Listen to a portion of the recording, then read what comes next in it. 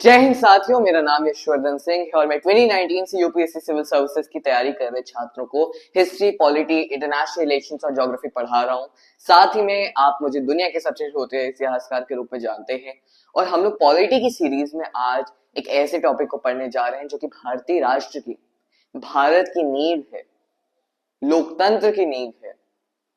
एक लोकतंत्र को लोकतंत्र कौन बनाता है? चुनाव, इलेक्शंस। आप अपने रिप्रेजेंटेटिव को वोट दे रहे हो, उसको इलेक्ट कर रहे हो, ऐसी जगह पे भेज रहे हो जहां पे जाके वो आपकी एड्रेस, आपको नीड, आपकी जो नीड्स है, आपकी जरूरतें हैं, आपकी दिक्कतें हैं, उनको एड्रेस करेगा। इसको किस तरीके से किया जाएगा वो होता है प्रोसीजर इलेक्शन। इलेक्शन एक ऐसा प्रोसीजर है जिसके थ्रू आप अपनी नीड्स को, अपने देश को चलाते हो। एक तंत्र को, एक सिस्टम को चलाने के अलग अलग तरीके होते हैं। ऑथोरिटेरियन होता है, एक जैसे ये हो गया डेमोक्रेटिक सिस्टम, कुछ नेशंस में डेमोक्रेटिक सोशलिज्म होता है। अलग अलग जगह पे अलग अलग टाइप के तंत्र हैं। कम्युनिज्म में, जब अगर आप सोवियत यूनियन का टाइम देखेंगे तो उसमें वन पार्टी रूल था। अब वहीं पे जैसे यूएस में टू पार्टी रूल है, इंडिया में मल्टीपल पार्टी रूल। तो अलग अलग देशों का अपना अपना तंत्र है। कई कई जगहों पे इलेक्शन होते हैं, कई जगहों पे इलेक्शन नाम के होते हैं, कई जगहों पे आज भी राजा रानियां हैं जो एब्सोल्यूट पावर होल्ड करते हैं, जैसे सऊदी अरेबिया। बट कई सारी ऐसी भी जगह है जहाँ पे राजा रानी के पास जो शक्तियां हैं वो काफी हद तक रिप्रेजेंटेटिव डेमोक्रेसी में डिवाइडेड भी है, फॉर एग्जाम्पल यूके। और कुछ ऐसी भी जगह हैं जहाँ पे राजा रानी ही नहीं है, पूरा पूरा तंत्र लोकतंत्र के ऊपर चलता है, जैसे Bharat. As simple as that. अब किस तरीके से ये जो चुनाव होता है, अपने आप रिप्रेजेंटेटिव को ऊपर भेजेंगे, इस प्रोसीजर को, इस तंत्र को चलाने की जो साइकिल है उसे हम लोग इलेक्शंस कहते हैं। एज सिंपल एज दैट, इससे ज्यादा बेटर कोई एक्सप्लेनेशन नहीं है। इस इलेक्शन की जो थियरी है कि फिलॉसफी क्या होती है, ये अलग अलग टाइप के थॉट प्रोसेसेस क्या है, अलग अलग स्कूल्स ऑफ थॉट क्या है, इलेक्शन पे किस तरीके से तंत्र चलाना है, ये सब हम लोग आगे पढ़ेंगे जब हम लोग प्राइम मिनिस्टर और प्रेसिडेंट के ऊपर आएंगे, उनके इलेक्शन के ऊपर। रिप्रेजेंटेटिव डेमोक्रेसी क्या होता है, डायरेक्ट होता है, इनडायरेक्ट होता है, कितने टाइप के डेमोक्रेसीज होते हैं, वो सब हम लोग बाद में पढ़ेंगे। लेकिन अभी के लिए ये जान लीजिए कि हम लोग को अगर तंत्र को चलाना है तो हम लोग को रिप्रेजेंटेटिव भेजने पड़ेंगे, और उन रिप्रेजेंटेटिव को भेजने का प्रोसीजर जो होता है वो होता है election. That's it, that's the very point of it. अब चलिए हम लोग बिना किसी देर के सीधा सीधा अपना जंप करते हैं टॉपिक में। हम लोग का जो अनुच्छेद 324 से लेकर 329 है, यानी article number 324 to article number 329 जो है, ये बात करता है electoral system of the nation. ध्यान से देखिएगा, इलेक्टोरल यानी चुनाव की प्रक्रिया, सिस्टम यानी तंत्र, किस तरीके से हम लोग तंत्र को चलाएंगे, किस तरीके से चुनाव कराएंगे। Electoral system of the nation, nation Bharat. As simple as that. आप देखिए कि हम लोग का अमाउंट करता है part 15 of the Indian constitution का, कॉन्स्टिट्यूशन ऑफ इंडिया का। ठीक है, अब देखते हैं कि जो पहला आर्टिकल है, जो कि अनुच्छेद 324 आर्टिकल 324, वो क्या कहता है। इसका पहला ही लाइन है फ्री एंड फेयर इलेक्शन का। ये क्या पॉइंट है? फ्री एंड फेयर इलेक्शन का चुनाव हम लोगों ने समझ लिया क्यों होता है, कैसे होता है, कब होता है, क्यों होता है। फ्री एंड फेयर, सस्ता हो रहा है, फ्री में मिल रहा है क्या इलेक्शन? नहीं। बेसिकली बात ये होती है कि फ्री एंड फेयर इलेक्शन का मतलब ये है, फ्री मतलब कि उसको किसी ने अपने जाल में नहीं रखा, उसको किसी ने अपने कंट्रोल में नहीं रखा है। व्हाट डू यू मीन किसी ने कंट्रोल में नहीं रखा है? इलेक्शन, चुनाव कैसे कंट्रोल में हो सकते हैं? बूथ को हथियाना, बूथ पे कब्जा करना, लोगों को इन्फ्लुएंस करना, उसमें कुछ ना कुछ करप्ट सिस्टम लाना, बायस रखना, कुछ ना कुछ अंदर ही अंदर करप्ट गेम खेलना, ये सारी जो चीजें अनबायस, मतलब टोटल बायस्ड है सिस्टम। फॉर एग्जाम्पल, अभी नहीं कह रहा बायस है, I did not mean it कि अभी सिस्टम बायस है, लेकिन अगर बायस है तो क्यों वो क्या नहीं हो सकता, वो फ्री नहीं हो सकता, वो आजाद नहीं है, क्योंकि क्या है, उस पर कंट्रोल से, उस पर बाउंडेशन है। पर हमारा जो इलेक्टोरल सिस्टम है उसमें इन थियरी की बात कर रहा हूँ, क्योंकि ऑब्वियसली लिख के तो कोई भी चला जाता है कि देश में इक्वालिटी होगी, आर्टिकल 17 अनटचेबिलिटी नहीं होगी। क्या सच में अनटचेबिलिटी नहीं है इंडिया में? क्या एक बार जो आर्टिकल 17 में अनटचेबिलिटी को एबॉलिश कर दिया गया, क्या वो खत्म हो गई? नहीं, मैंने आज भी होते हुए देखा है। आप इंडिया के कई सारे रूरल पार्ट्स में जा सकते हैं और आपको आज भी बहुत ज्यादा देखने को मिलेगा। नॉट इवन द विलेजेस और the rural areas of India, even शहरों में इतना ज्यादा हाई, लोगों की मेंटालिटी में कब्जा हो रखा है उसका। अब वही है कि कब हटेगा ये तो प्रभु जाने, ईश्वर जाने। लेकिन हम लोगों को अपने काम पे फोकस करना है कि किस तरीके से हम लोग को इरेडिकेट करना है। सर्विसेज में भी आपके आपका यही काम रहेगा कि जो हम लोग का कॉन्स्टिट्यूशन है उसको इन्फोर्स करना, अपने बायस को नहीं। तो हम लोग को बाउंड्रीज नहीं डाली, हम लोग को उसको फ्री रखना है। तो हम लोग फ्री से क्या समझ में आया? फ्री का मतलब है आजाद होंगे चुनाव, इंडिपेंडेंट इलेक्शंस। अंडरस्टूड सर, बहुत बढ़िया, समझ आ गया। अब अगला क्या है? फेयर। फेयर इलेक्शंस क्या? फेयर एंड लवली तो है नहीं, आपने लगा लिया तो चमक जाएगा, साफ हो जाएगा, नहीं। फ्री एंड फेयर इलेक्शंस में, फेयर इलेक्शंस का मतलब ये होता है कि इसमें कोई बायस नहीं रहेगा। फेयर मतलब, बायस का मतलब, बायस में ये भी आता है कि आप जो करार है, जो बॉडी है, वही अपने आप में उसका एक स्टीरियोटाइप सेट हो रखा है, एक डिस्क्रिप्शन सेट हो रखा है कि जीतेगा तो यही, इसी को जिताना ही है। और उसको जिताने के लिए आप क्या करोगे? उसके लिए आप लाओगे मैल प्रैक्टिसेस, मैल प्रैक्टिसेस लाओगे आप उसको जिताने के लिए करप्शन लाओगे, करप्ट सिस्टम रहेगा, तभी तो होगा ये सब। किसी का पैसा खिलाओगे, अंदर जो ऑफिसर्स होंगे, जो पूरा ऑफिसर्स भी है, पूरा का पूरा सिस्टम ही करप्ट होगा, पूरा सिस्टम ही बेकार होगा। तो फेयर कहाँ से हो सकता है भाई? ये तो काला पड़ा है, कलंक लगा है, राइट? तो free and fair elections, article 324 की पहली बात। दूसरी बात, अब ठीक है भाई, हम चुनाव कराएंगे, बहुत बढ़िया, संविधान ने लिख दिया, हम सब लोग बैठे हैं, सबने इलेक्शन कैंपेन कर लिया है, सब लोग बैठे हैं, वेट कर रहे हैं। सर ये चुनाव 4 मई को है, ठीक है, बिल्कुल सही है, 4 मई को चुनाव है, आ जाइए। 4 मई आ गया है, सब लोग बैठे हैं, सब लोग खड़े हैं, जनता खड़ी है। सर वोट कहाँ करना है? चुनाव कौन कराएगा? कोई इंडिपेंडेंट बॉडी नहीं है, सब तो पार्टीज वाले हैं, सब तो बायस है, तो अनबायस कौन रहेगा? इंडिपेंडेंट कौन रहेगा? फ्री कौन रहेगा? फेयर कौन रहेगा? कराएगा कौन चुनाव? लिख तो आप दोगे, लेकिन चुनाव कौन कराएगा? उसके लिए हमें चाहिए होगा एक इंडिपेंडेंट इलेक्शन कमीशन। क्या चाहिए? Independent election commission. चुनाव कराने के लिए एक ऐसी बॉडी चाहिए जो कि क्या हो? आजाद हो, इंडिपेंडेंट हो, फ्री हो, फेयर हो। As simple as that. समझ में आ गया सर? आगे क्या है? अब ये जो इंडिपेंडेंट आजाद इलेक्शन बॉडी है जो कराएगी चुनाव, ये क्या होगी? ये क्या करेगी? ये डायरेक्ट होगी, ये डायरेक्ट करेगी, सुपर इंटेंड करेगी और ये कंडक्ट करेगी। मतलब डायरेक्ट करेगी कि ये डायरेक्शंस देगी, ये कराएगी, उसकी के लिए मतलब उसी के ऊपर जो बॉडी होगी, जो मेन बैठेगी, जो डायरेक्ट करेगी, अब तुम्हें ये करना है, अब तुम्हें ये नहीं करना है। आचार संहिता हम लोग ला रहे हैं, आपको ये आचार संहिता जब लग जाती है तो ये नहीं करना है, ये कर सकते हो आप, ये नहीं कर सकते, डायरेक्ट कर रहे हो आप।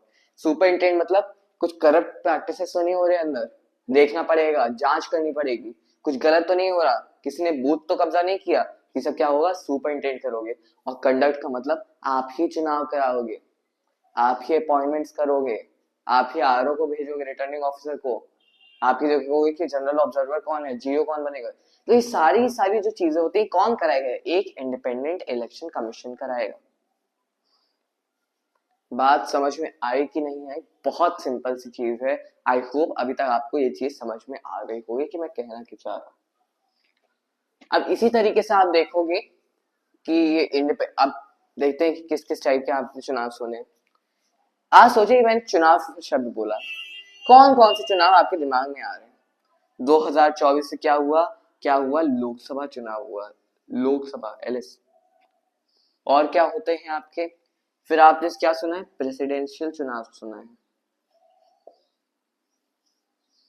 फिर आपने क्या सुना है? आपने राज्यसभा चुनाव सुना है। फिर आपने क्या सुना है? आपने वीपी के चुनाव सुने हैं। वीपी मतलब वाइस प्रेसिडेंट। फिर आपने क्या सुना है? विधानसभा चुनाव सुना है, यानी स्टेट लेजिस्लेटिव असेंबली चुनाव, एसएलएस। सिम्बायोसिस लॉ स्कूल नहीं, एसएलएस यानी स्टेट लेजिस्लेटिव असेंबली। तो आपने मुख्य रूप से आपने इन 5 चुनावों को सुना हुआ है। इन 5 चुनाव को जो कि आपने सुने हुए हैं, कराता कौन है? ये कराता है आपका ECI, election commission of India. लिखने लायक चीज। अब यही वो बॉडी है जो कराती है इन चीजों के चुनाव। सर विधानसभा चुनाव, लोकसभा चुनाव, राज्यसभा चुनाव और कौन सा चुनाव? राष्ट्रपति और उपराष्ट्रपति चुनाव। That's it, done. पर मेरे ख्याल से कोई एक और चुनाव है जो हो मतलब हम लोग वोट करते हैं। कौन सा यार? अरे भाई, आपने सांसद जी को वोट दे दिया, आपने क्या कर दिया, आपने विधायक जी को वोट दे दिया। एक और बंदा है जो बीच में आता है, वो कौन है? आपका पार्षद जी। पार्षद माने म्यूनिसिपैलिटी के इलेक्शन, आपके आपके वार्ड का जो रिप्रेजेंटेटिव होगा, राइट? तो ये होता है आपका क्या चीज, ये आ जाएगा आपका पार्षद वाला। पार्षद मतलब जैसे ग्राम पंचायत भी आ जाए, basically local self government, right? That's it, यही पॉइंट है और यही चीज मैं कहना चाहता हूँ। इस सारे के सारे जो चुनाव है ये कराएगा election commission of India, but जो आके पार्षद जी है ना, पार्षद जी का चुनाव कराएगा स्टेट इलेक्शन कमीशन। उस राज्य का चुनाव आयोग कराएगा। कैसे आयोग कराएगा? जैसे अगर मेरे यहाँ पे कोई वार्ड है, कानपुर, मैं कानपुर जिला में रहता हूँ, अगर मेरी विधानसभा जैसे है महाराजपुर, महाराजपुर विधानसभा में सतीश महाराज जी हमारे विधायक, विधायक जी के जो चुनाव है इलेक्शन कमीशन ऑफ इंडिया ने कराया। पर अगर मेरे जो पार्षद जी हैं, for example I don't know his name, इस वजह से मैं कोई भी रैंडम नेम बोल दे रहा हूँ, कि अगर मैंने कहा रामू यादव, फॉर एग्जाम्पल रामू यादव मेरे क्या है पार्षद जी, उनका चुनाव कौन कराएगा? State election commission.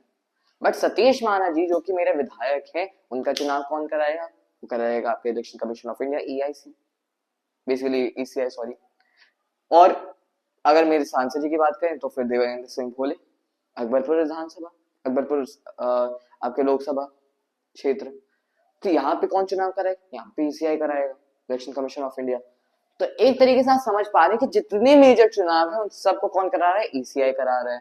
बट केवल एक चुनाव है आपके लोकल सेल्फ गवर्नमेंट, ग्राम पंचायत, जिला पंचायत, आपके पार्षद, म्यूनिसिपैलिटी के म्यूनिसिपल कॉर्पोरेशन के चुनाव, ये सब कौन करा रहा है? ये सब आपका करा रहा है state election commission, SEC. I hope आपको कहानी यहाँ तक की समझ में आ गई होगी कि मैं क्या कह रहा था और क्या है, क्या कैसे होता है, कौन डील करता है इन सब चुनावों से, फ्री एंड फेयर इलेक्शंस क्या होता है, मैल प्रैक्टिसेस, करप्शन, ये सब क्या है।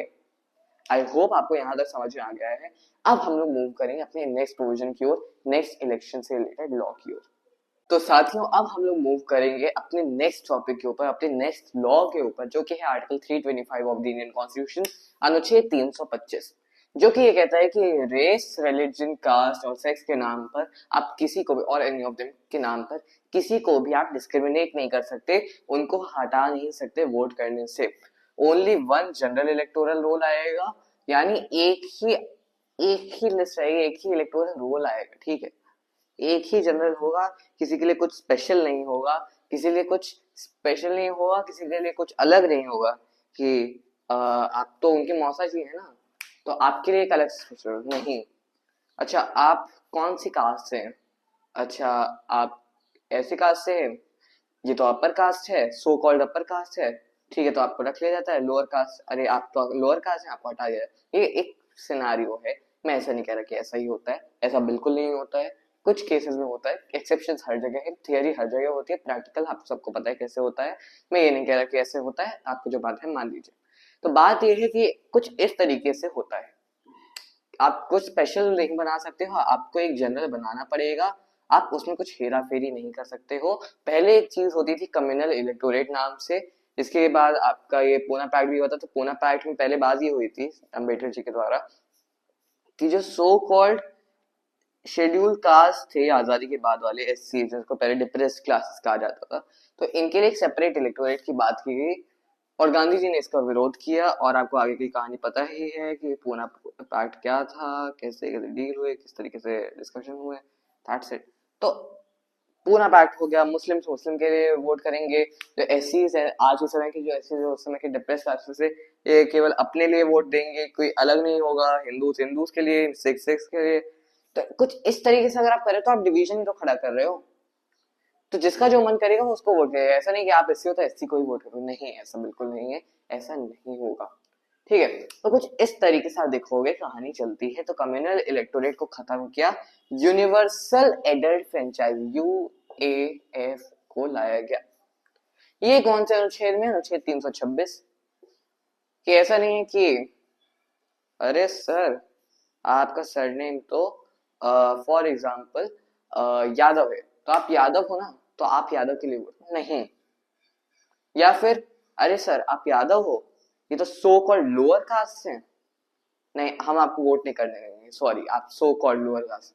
ऐसा भी नहीं हो सकता। यादव जी हैं आप तो आपके स्पेशल रोल, यादव जी हैं आप, नहीं आपको वोट नहीं है। दोनों सिनेरियो में गलत ही हो रहा है। एक जगह पे बायस बन रहा है और एक जगह पे मतलब दोनों जगह ही बायस है कि हम आप तो हैं, आप इस कास्ट के हैं तो आपको आगे बढ़ाया जाएगा, आप इस कास्ट के तो आपको नहीं आगे बढ़ाया जाएगा। दोनों केस सिमिलर है और बात यही आती है कि दोनों में वोट करने का तरीका होगा, चाहे वो यादव हो, चाहे वो पाल हो, चाहे वो कोई भी हो, कोई भी कास्ट हो, सिंह हो, ठाकुर हो, कानिकुब जो कुछ भी हो, गौड़ हो, कुछ भी हो।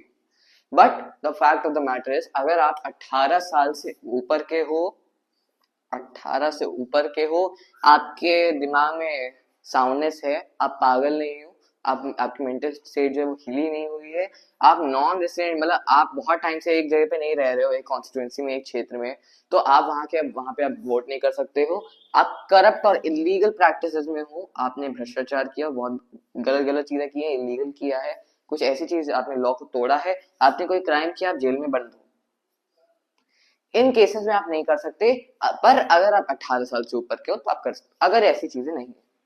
और क्या है, आप इंडियन होने चाहिए, भारतीय राष्ट्र के आप नागरिक होने चाहिए, 18 से ऊपर होने चाहिए, जाओ वोट करो। ये क्वालिफिकेशन डिस्क्वालिफिकेशन को याद रखिए। ऐसा नहीं कि मैं 18 साल से ऊपर का हूँ, मैं भारतीय हूँ, घर से कहूँ भारतीय हूँ, भाई लेकिन तुम तो 15 साल से बंद हो ना जेल में। हाँ तो लेकिन तब भी मैं वोट कर सकता हूँ, नहीं ऐसा कुछ नहीं है। अगर आपने क्राइम किया, आप क्रिमिनल हो, आप जेल में बंद हो, तो आप वोट नहीं कर सकते। उसके भी अपने अपने प्रोविजंस हैं जो कि जनरल इलेक्शन में चर्चा में फिर से आए थे। लेकिन कहानी कुछ ऐसे चलती है कि पहले जो एज थी वो थी 21, फिर बाद में चल के 18 हो गई। कब हुई? 61वां संवैधानिक संशोधन जो था, 61st कॉन्स्टिट्यूशन अमेंडमेंट एक्ट, संवैधानिक संशोधन कानून 1988 का, उसमें 18 की एज को कर दिया गया था कि ये इससे ऊपर के जितने भी एडल्ट हो, चाहे वो मेल हो, फीमेल हो, दलित हो, ब्राह्मण हो, पाल हो, यादव हो, मुस्लिम हो, हिंदू हो, ईसाई हो, क्रिश्चियन, ईसाई मतलब ईसाई हो या फिर बुद्धिस्ट हो या फिर जैन हो, कुछ भी हो आप, पर अगर आप 18 साल के ऊपर के इंडियन हो, इन डिस्क्वालिफिकेशन से नहीं आ रहे, तो आप भाई साहब वोट कर सकते हो। As simple as that. इससे ज्यादा हमें कुछ ज्यादा समझने की जरूरत नहीं है। हम लोगों ने कौन सा ये आर्टिकल पढ़ा, अनुच्छेद 326, article 326 of the Indian constitution. अब हम लोग मूव करेंगे नेक्स्ट आर्टिकल के ऊपर। तो साथियों अब हम लोग अपने नेक्स्ट प्रोविजन की ओर बढ़ेंगे, अपने इलेक्टोरल सिस्टम। बेसिकली इलेक्शन के भी कई सारे पार्ट्स हैं, इलेक्टोरल सिस्टम और आपका इलेक्टोरल मशीनरी हो गया, आपका किस तरीके से कौन कौन से ऑफिसर्स होंगे, कौन कौन से वर्कर्स होंगे उसमें, फिर आगे आपका किस तरीके से प्रोसेस होगा, आचार संहिता क्या होता है, ये सब सारी जो चीजें हैं ये सब अलग अलग पार्ट्स हैं। जैसे अभी हम लोग इलेक्टोरल प्रोसेस पढ़ रहे हैं, जो सिस्टम इलेक्टोरल सिस्टम कि क्या क्या कानून है, थियरी क्या है। अब इसका हम लोग प्रैक्टिकल जानेंगे आगे जब हम लोग बाकी अपने कानूनों को पढ़ेंगे, है ना। तो आप यहाँ पे देखेंगे कि स्टेट लेजिस्लेचर जो है उस मतलब कोई इलेक्शन को लेकर लॉ या प्रोविजन है जो ऑलरेडी पार्लियामेंट उसमें बना चुका है। जैसे रोपा है आपका रिप्रेजेंटेटिव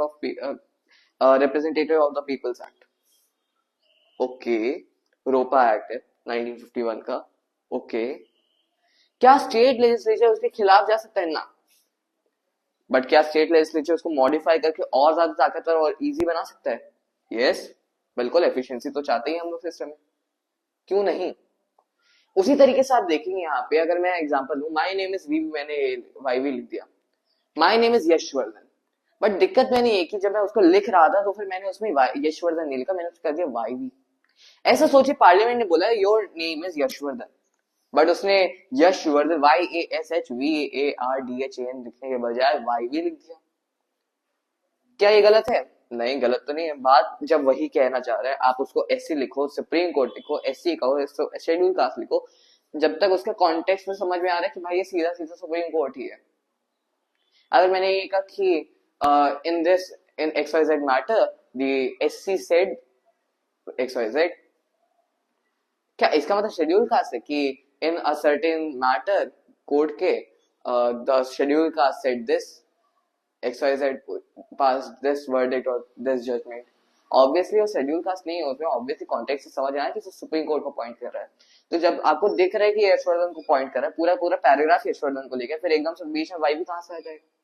तो बात ये भी सही कि my name is YV, but मेरे पास स्टेट आया, स्टेट का अरे यार यशवर्धन देखो इसमें कोई भी कुछ भी घपला कर सकता है, ये वाई भी लिखे, वाई की जगह को कुछ वाई भी इलेक्ट्रॉनिक्स ले आए, क्या फायदा, है ना। तो फिर इस वजह से स्टेट ने क्या किया, इसमें कंफ्यूजन ना हो इसको और एफिशिएंट कर दिया, that is I Yashvardhan.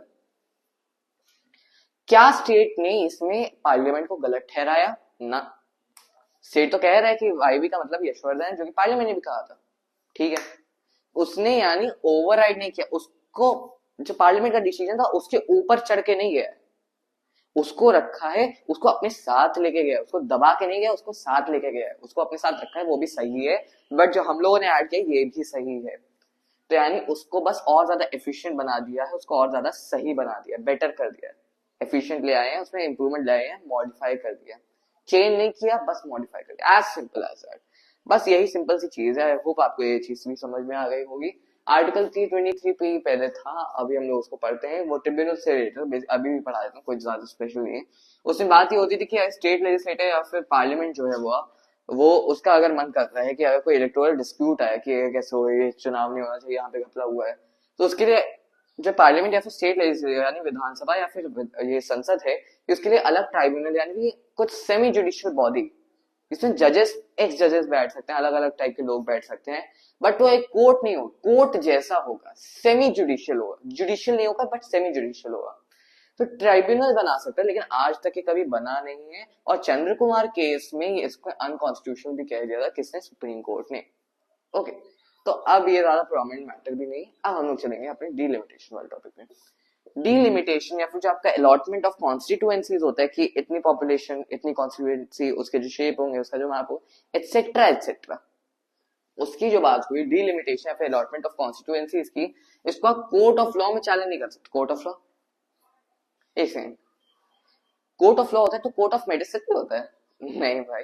Court of law यानी इसमें बेसिकली बात ये होती है कि आपका जो डिस्ट्रिक्ट जज होगा, डिस्ट्रिक्ट कोर्ट हो गया, डीसी हो गया, सेशंस कोर्ट हो गया, सुप्रीम कोर्ट हो गया, हाई कोर्ट है, ये सारे जो जुडिशियल कोर्ट्स है, जुडिशरी, न्यायिक, सरकारी, ये सब जो है वो कोर्ट ऑफ लॉ है। अब मैंने सफेद कोर्ट डाल दिया है, ये कोर्ट ऑफ मेडिसिन है, नहीं। Court of law basically means कि अगर आप कहीं पे भी देखें, कई जगह आपको देखने को मिलेगा कि in this thing can not be challenged in any court of law in this reason, है ना, हम लोग कॉन्ट्रैक्ट में भी पढ़ते हैं। तो क्या इसका मतलब ये है कि वो कोर्ट ऑफ लॉ है? Basically court of law means कि कोई न्यायिक जगह, कोई आपका न्यायिक बेंच, आपका कोई भी जज या फिर कोई भी आपकी judicial body, that's it, that is basically summary of what's the meaning of a court of law. थोड़ा ज्यादा एग्जैजरेट हो गया बट दैट्स इट। अब यहाँ पे बात जो आती है कि आप जो है ना डीलिमिटेशन या फिर जो आपका ये वाला टॉपिक है, आप इसको कोर्ट में जाके नहीं कह सकते। डिलिमिटेशन कमीशन ने कह दिया ठीक है, इसकी ऐसी कॉन्स्टिट्यूएंसी की शेप होगी, ये ऐसे होगा, ये ऐसे होगा, इतनी सीट्स होंगी, इतना अलॉटमेंट ऑफ कॉन्स्टिट्यूएंसी होगा, इतना अलॉटमेंट ऑफ सीट्स होगा, ठीक, समझ में आ गया। क्या अब किसी पर्सन को दिक्कत हो रही है, अरे भैया हमें कैसे इधर ऐड कर दिया भाई, डिलिमिटेशन गलत हुआ है भाई। क्या इसको वो सुप्रीम कोर्ट या फिर हाई कोर्ट ले जाके उसको चैलेंज कर सकता है ना भाई, वो नहीं कर सकता है। एक बार जो डिलिमिटेशन कमीशन ने फैसला ले लिया, डीसी ने फैसला ले लिया, वो फाइनल है और उस पर कुछ भी चेंज नहीं लाया जा सकता, ठीक है। It can not B challenge in court of law, और जब उसमें कोई चैलेंज ही नहीं हो सकता है तो वो बदलेगा कैसे, इस वजह से जो फाइनल डिसीजन होगा वो डिलिमिटेशन कमीशन का होगा कि किसको कितनी अलॉटमेंट ऑफ सीट्स होगा, एटसेट्रा एटसेट्रा, ठीक। फिर बात आती है इलेक्शन पेटिशन की कि इलेक्टोरल पेटिशन, इलेक्शन पेटिशन क्या होता है। बेसिकली अगर आपको दिक्कत है कि चुनाव में कुछ घपला हुआ है, कुछ गलती हुई है, तो आप उसको हाई कोर्ट में ले जाओगे इलेक्शन पेटिशन को, और आगे अगर आपको आप उसके डिसीजन से, हाई कोर्ट के डिसीजन से नाखुश हो, आपको उसमें आप सहमत नहीं हो, आपकी सहमति नहीं है, तो आप उसको अपील करके, क्योंकि जो अपीलेट बॉडी है वो है आपका supreme court, apex appellate body है ना, अपील करके आप वहीं पे जा सकते हो टॉप पे, तो सुप्रीम कोर्ट है। तो 1966 से जितने भी अपील्स होंगी वो सुप्रीम कोर्ट ही जाएंगे और आपका उच्चतम न्यायालय ही जाएंगी। आई होप आपको अभी तक जो भी मैंने कहा आर्टिकल 327, 28, 29 और आपका 323 जो हो गया, 320 जो हो गया, आई होप आपको यहाँ पे सारी की सारी चीजें समझ में आ गई हैं। ये था हम लोग का इलेक्टोरल सिस्टम। इसके बाद जो हम लोग का जो टॉपिक आएगा, जो लेक्चर आएगा, वो आएगा आपका इलेक्टोरल मशीनरी के ऊपर, और कुछ इसी तरीके से हम लोगों का आगे भी कहानी चलेगी। आई होप आपको आज मैं जो भी प्रोविजंस कंप्लीट करा है, जो भी पढ़ा है, आपको अच्छे से समझ में आ गया होगा। Thank you so much. जय हिंद। मिलेंगे नेक्स्ट सेक्शन में इलेक्टोरल मशीनरी के साथ। Thank you.